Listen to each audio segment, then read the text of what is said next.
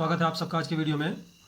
पिछले वीडियो में हम संख्याओं के वर्गमूल ज्ञात करना सीख चुके हैं, तो इसी पर आधारित हम कक्षा 8 की प्रश्नावली 6.3 को आज हल करेंगे।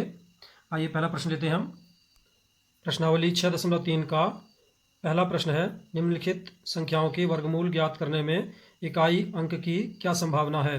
तो इसके लिए हम 1 से 10 तक की संख्याओं के वर्ग करते हैं और देखते हैं उनके इकाई के अंक क्या आते हैं। तो यहाँ पर हम देखते हैं हमने 1 से 10 तक की संख्याओं के वर्ग लिखे हैं। तो जिस संख्या के इकाई का अंक 1 होगा तो उसके वर्ग के इकाई का अंक भी 1 आएगा। इकाई का अंक 2 अगर किसी संख्या का तो उसके वर्ग में इकाई का अंक 4 आएगा। इकाई का अंक 3 होने पर वर्ग में इकाई का अंक 9 होगा। इसी प्रकार 4 का 16 है तो इसमें इकाई का अंक 6 आएगा। और अगर संख्या में 5 है इकाई का अंक तो उसके वर्ग में इकाई का अंक 5 आएगा। 6 का वर्ग 36 होता है तो वर्ग में इकाई का अंक 6 आ रहा है।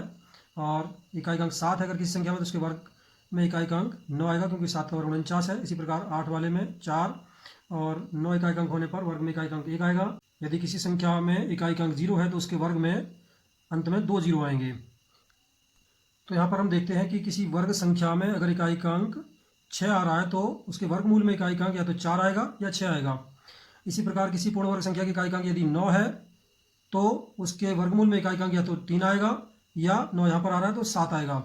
इसी प्रकार यदि पूर्ण वर्ग संख्या में इकाई का अंक 4 है तो उसके वर्गमूल में इकाई का अंक या तो 2 होगा या 8 होगा। इसी प्रकार पूर्ण वर्ग में यदि संख्या इकाई का अंक 1 है तो वर्गमूल में इकाई का अंक या तो 1 आएगा या 9 आएगा। और 2 0 आ रहे हैं तो 1 0 आएगा वर्गमूल में।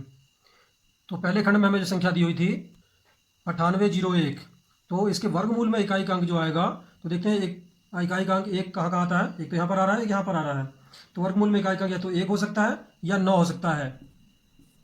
दूसरा खंड हमें दिया था जो संख्या में दी हुई थी 99,856, तो इसके इकाई के स्थान पर 6 आ रहा है। तो यहाँ पर हम देखते हैं इकाई के स्थान पर 6 है, एक तो यहाँ पर आता है एक यहाँ पर आता है, अर्थात इसके वर्गमूल में इकाई का अंक या तो 4 आएगा या 6 आएगा।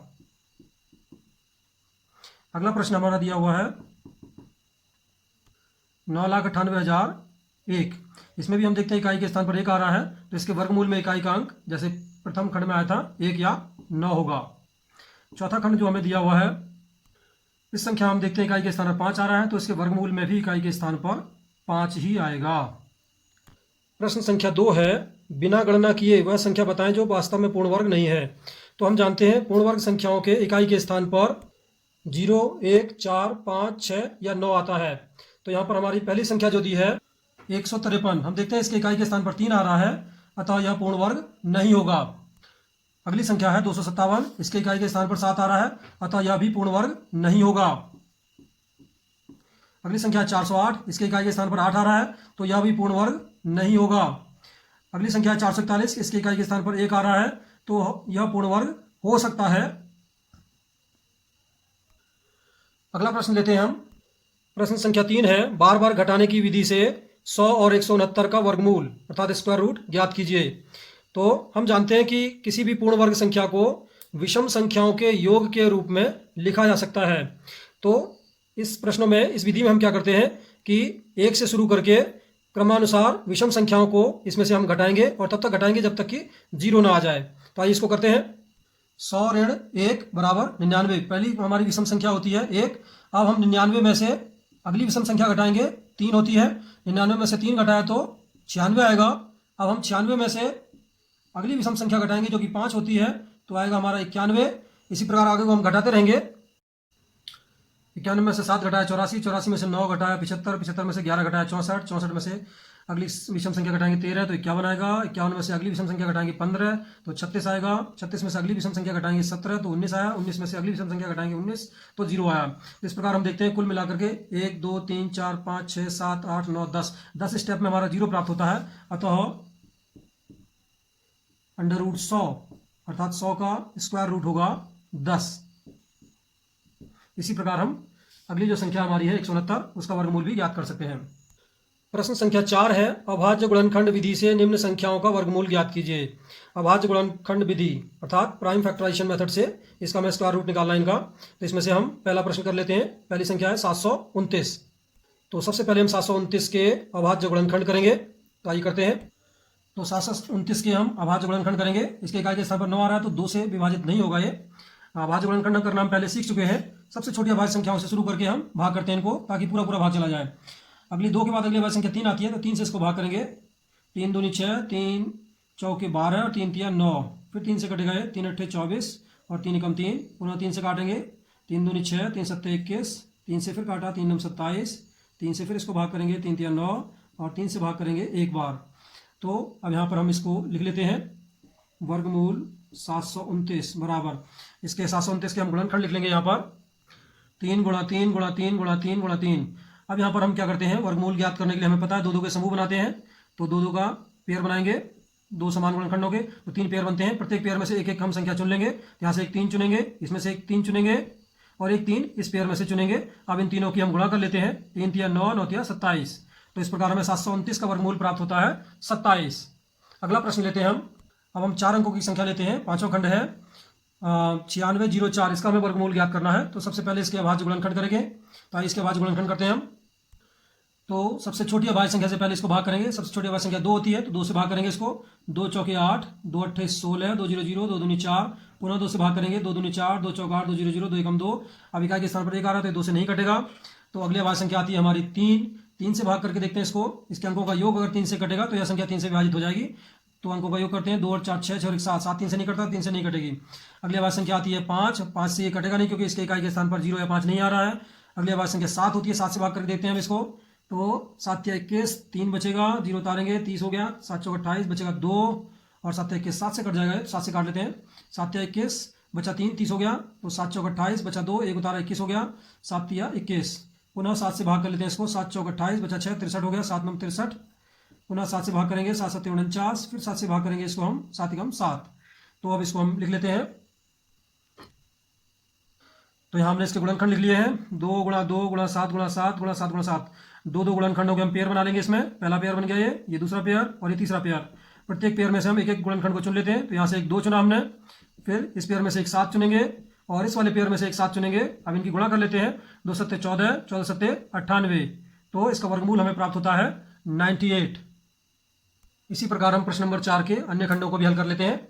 अगला प्रश्न नंबर 5 लेते हैं। प्रश्न नंबर 5 है, निम्नलिखित संख्याओं में से प्रत्येक के लिए वह सबसे छोटी संख्या पूर्ण संख्या ज्ञात कीजिए जिससे इस संख्या को गुणा करने पर यह एक पूर्ण वर्ग संख्या बन जाए। इस पूर्ण वर्ग संख्या का वर्गमूल भी ज्ञात कीजिए, यानी परफेक्ट स्क्वायर बनाना है इनको। तो ऐसी सबसे छोटी संख्या से हमको इसको गुणा करना है ताकि ये परफेक्ट स्क्वायर बन जाए। तो इसके लिए सबसे पहले इनके हम अभाज्य गुणनखंड करेंगे, फिर 2 2 के हम पेयर बनाएंगे। तो आइए करते हैं इसको। पहला खंड ले लेते हैं 252। तो आइए सबसे पहले 252 के अभाज्य गुणनखंड करते हैं। तो 252 के हमें गुणनखंड प्राप्त होते हैं, 2 गुणा 2 गुणा 3 गुणा 3 गुणा 7। अब क्या करते हैं हम, 2 2 के पेयर बना लेते हैं, एक पेयर ये बन गया, एक पेयर ये बन गया और 7 का पेयर यहाँ पर नहीं बन रहा है। तो 252 को पूर्ण वर्ग बनाने के लिए प्रत्येक गुणनखंड को पेयर में होना चाहिए, तो हमें 7 को भी पेयर बनाना पड़ेगा, अर्थात इसमें एक 7 से गुणा हमको करनी पड़ेगी। अतः 252 को पूर्ण वर्ग बनाने के लिए 7 से गुणा करना होगा। तो पूर्ण वर्ग हम संख्या में जो प्राप्त होगी, तो इसको 252 को 7 से गुणा कर लेते हैं हम। 252 को 7 से गुणा किया तो हमें प्राप्त होता है 1764। यह एक पूर्ण वर्ग संख्या है। इन्होंने कहा इस संख्या का वर्गमूल भी ज्ञात करना है, तो 1764 का वर्गमूल जो हमारा प्राप्त होगा, यहाँ पर हम देखते हैं 252 के जो गुणनखंड आए थे, 2 गुणा 2 गुणा 3 गुणा 3 गुणा 7, और यहाँ पर हमने 7 से 252 में और गुणा करी थी, तो इसका गुणनखंड हमें 7 और प्राप्त हो जाएगा। वापस हमको दोबारा 1764 गुणनखंड करने की आवश्यकता नहीं है, क्योंकि जो 252 के गुणनखंड थे उसमें हमने 7 से गुणा और किया है। तो अभी 2 2 के पेयर बन जाते हैं, प्रत्येक पेयर में से एक गुणनखंड चुन लेंगे हम और इनकी गुणा कर लेंगे, 2 3 6 6 7 42। तो इस प्रकार पूर्ण वर्ग संख्या का वर्गमूल प्राप्त होगा 42। इसी प्रकार प्रश्न संख्या 5 के अन्य खंड भी हम कर लेंगे। अगला प्रश्न लेते हैं, प्रश्न नंबर 6। निम्नलिखित संख्याओं में से प्रत्येक के लिए वह सबसे छोटी पूर्ण संख्या ज्ञात कीजिए जिससे इस संख्या को भाग देने पर वह एक पूर्ण वर्ग संख्या बन जाए। इस तरह ज्ञात की गई संख्या का वर्गमूल भी ज्ञात कीजिए। तो प्रश्न नंबर 5 में हमें सबसे छोटी संख्या से गुणा करना था और इसमें हमें सबसे छोटी संख्या से भाग करना है। तो हम चाहे तो उसी प्रश्न को 252 को ही ले सकते हैं या कोई नया प्रश्न ले सकते हैं। चलिए दूसरा प्रश्न खंड ले लेते हैं, इसमें हम 2925 इसको करते हैं। तो सबसे पहले इसके अभाज्य गुणनखंड करेंगे। तो अभाज्य संख्याओं से हम इसको भाग करेंगे, इसके इकाई के स्थान पर 5 आ रहा है तो 5 से भाग कर लेते हैं। 5 पंजे 25 बचा 4 42 हो गया, 5 अट्ठे 40 बचा 2 25 हो गया, 5 पंजे 25, पुनः 5 से भाग करेंगे क्योंकि गाय के स्थान पर 5 आ रहा है, 5 गम 5 बचा 3 35 हो गया, 5 सत्ते 35। अब इसमें 3 से भाग कर सकते हैं हम, 3 तिया 9, 2 बचेगा 27 हो गया, 3 नम 27, पुनः 3 से भाग कर लेंगे, 3 गम 3, 3 तिया 9। अब 13 चूंकि अभाज्य संख्या है तो 13 से भाग जाएगा इसमें, तो 13 एकम 13। इस प्रकार हमें 29 25 के गुणनखंड प्राप्त होते हैं, 3 गुणा 3 गुणा 5 गुणा 5 गुणा 13। अब दो दो के पेयर बना लेते हैं, इसका पेयर बन गया, इसका 5 का पेयर भी बन गया, लेकिन 13 का पेयर नहीं बन रहा है। तो इसे पूर्ण वर्ग संख्या बनने के लिए हमें सभी गुणनखंडों को पेयर में अर्थात जोड़े में होना चाहिए। इन्होंने कहा इसको किस छोटी संख्या से भाग किया जाए ताकि ये पूर्ण वर्ग संख्या बन जाए, तो हमें इस 13 को हटाना पड़ेगा क्योंकि ये पेयर में नहीं है, अतः हमें इस संख्या को पूर्ण वर्ग बनाने के लिए 13 से भाग करना होगा। अब इन्होंने पूर्ण वर्ग संख्या भी पूछा है, तो पूर्ण वर्ग संख्या कैसे प्राप्त होगी, 2925 को 13 से भाग करेंगे तो भाग करने पर हमें प्राप्त होता है 225। अब इसका वर्गमूल भी ज्ञात करना है, तो 225 का वर्गमूल क्या प्राप्त होगा हमको, इसमें 13 को हटा लेंगे हम, तो क्या प्राप्त होगा, इसके गुणनखंड हमारे क्या बचेंगे, 3 गुणा 3 गुणा 5 गुणा 5। दोबारा हमें गुणनखंड करने की आवश्यकता नहीं है क्योंकि हमने 13 से भाग किया है, तो 13 जो गुणनखंड इसमें था उसको हटा देंगे, तो शेष गुणनखंड जो बचेंगे वो 225 के गुणनखंड होंगे। दो दो के पेयर बना लेते हैं, इनमें से हम एक चुन लेंगे, तो 3 आया और इसमें से 5 आएगा, इनका गुणनफल प्राप्त होता है 15, अतः 225 का वर्गमूल प्राप्त होगा 15। तो हमारा उत्तर हो गया। इसी प्रकार प्रश्न नंबर 6 के शेष खंडों को भी हम हल कर सकते हैं। अगला प्रश्न लेते हैं, प्रश्न नंबर 7। प्रश्न संख्या 7 है, एक विद्यालय में कक्षा 8 के सभी विद्यार्थियों ने प्रधानमंत्री राष्ट्रीय राहत कोष में 2401 रुपये दान में दिए। प्रत्येक विद्यार्थी ने उतने ही रुपए दान में दिए जितने कक्षा में विद्यार्थी थे, तो कक्षा के विद्यार्थियों की संख्या ज्ञात कीजिए। तो आइए इस प्रश्न को हम हल करते हैं। तो हम इसमें मान लेते हैं कक्षा में विद्यार्थियों की संख्या हमारी x है। अब जितने विद्यार्थियों की संख्या है उतने ही प्रत्येक विद्यार्थी द्वारा दान किया गया है, अतः प्रत्येक विद्यार्थी द्वारा दिया गया दान बराबर होगा x रुपये। तो अब कुल दिया गया दान क्या होगा, तो कुल दिया गया दान होगा x गुणा x बराबर x स्क्वायर रुपये। अब इन्होंने प्रश्न में हमें दिया हुआ है कि कुल दिया गया दान है 2401 रुपये, अतः x स्क्वायर बराबर होगा 2401। अब हमें x की वैल्यू निकालनी है, तो हम जानते हैं कि एक वर्ग की उल्टी क्रिया जो होती है, संक्रिया होती है, वो वर्गमूल होती है। तो x बराबर होगा अंडर रूट 2401, यानी 2401 का हमें वर्गमूल ज्ञात करना है। तो वर्गमूल ज्ञात करने के लिए सबसे पहले इसके अभाज्य गुणनखंड कर लेते हैं हम। तो 2401 के अभाज्य गुणनखंड हमें प्राप्त होते हैं 7 गुणा 7 गुणा 7 गुणा 7। अब हम पेयर बनाएंगे दो दो के, और प्रत्येक पेयर में से एक गुणनखंड चुन लेते हैं। इसमें से एक 7 चुना और इसमें से एक 7 चुना, इनकी गुणा कर लेते हैं तो आ जाता है हमारा 7 7 49।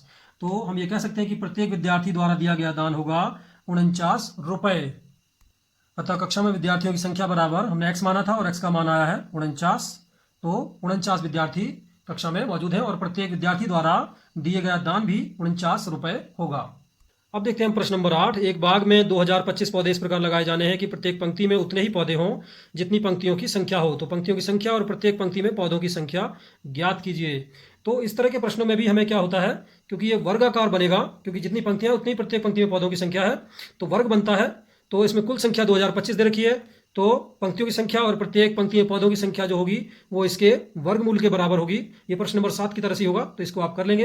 अगला प्रश्न नंबर 9 है, वह सबसे छोटी वर्ग संख्या ज्ञात कीजिए जो 4, 9 और 10 से प्रत्येक से विभाजित हो जाए। तो हम जानते हैं वह सबसे छोटी संख्या जो 4, 9 और 10 से पूरी पूरी विभाजित हो जाएगी, वह 4, 9 और 10 का लॉसअ अर्थात LCM होगा। तो सबसे पहले हम 4, 9 और 10 का LCM ज्ञात करेंगे। तो ये ज्ञात करते हैं। तो यहाँ पर हम भाग विधि द्वारा LCM ज्ञात करेंगे। इनको भी सबसे छोटी अभाज्य संख्याओं से शुरू करके हम अभाज्य संख्याओं से भाग करेंगे। सबसे छोटी अभाज्य संख्या 2 आती है, तो 2 से भाग करेंगे। 2 दूनी 4, 9 नहीं, 9 में पूरा पूरा भाग नहीं जाता 2 से, तो 9 को ऐसे उतार लेते हैं। 2 से 10 से भाग करेंगे, 2 पंजे 10, पुनः यह 2 से कट जाएगा तो 2 से भाग करेंगे, 2 एकम 2, 9 में भाग नहीं जाता ऐसे उतारेंगे, और 5 में भाग पूरा पूरा नहीं जाएगा तो 5 को भी ऐसे उतारेंगे। अगली अभाज्य संख्या 3 होती है, तो 3 से भाग करेंगे, 3 3 9, 5 में भाग नहीं जाएगा तो ऐसे उतार लेंगे, पुनः 3 से भाग करेंगे हम 1, 3 एकम 3, और 5 में भाग नहीं जाएगा तो ऐसे उतार लेंगे। अगली अभाज्य संख्या 5 आती है, तो 5 से इसमें भाग जाएगा, तो 1 1 और 5 एकम 5, सभी जगह जब 1 1 आ जाता है तो अब इनकी हम गुणा कर लेंगे। अतः तो हमें एलसीएम प्राप्त होता है 2 गुणा 2 गुणा 3 गुणा 3 गुणा 5, इनकी गुणा कर लेते हैं, 2 दूनी 4, 4 पंजे 20, 3 3 9, 20 9 180। तो 180 इनका एलसीएम आता। 180 वह सबसे छोटी संख्या जो 4, 9 और 10 से पूरी पूरी विभाजित हो जाएगी। परंतु इन्होंने पूछा है कि वह सबसे छोटी पूर्ण वर्ग संख्या बताओ जो 4, 9 और 10 से विभाजित हो जाए। तो अब हमें इसे पूर्ण वर्ग बनाना है।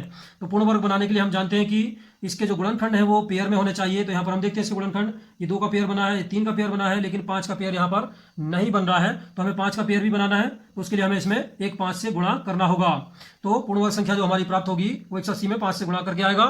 अतः पूर्ण वर्ग संख्या बराबर 180 गुणा 5, 180 से 5 गुणा कर देते हैं, 18 पंजे 90 और 0 का 0 आ गया, अर्थात 900। तो वह सबसे छोटी पूर्ण वर्ग संख्या 900 होगी, जो 4, 9 और 10 से पूरी पूरी विभाजित हो जाती है। इसी प्रकार हम प्रश्न नंबर 10 को भी हल कर लेते हैं। तो इस प्रकार हमारी प्रश्नावली 6.3 आज पूरी होती है। अगले वीडियो में हम प्रश्नावली 6.4 को हल करेंगे। यदि आपको यह वीडियो पसंद आया हो तो इसे लाइक करें, शेयर करें और हमारे चैनल को सब्सक्राइब करें। धन्यवाद।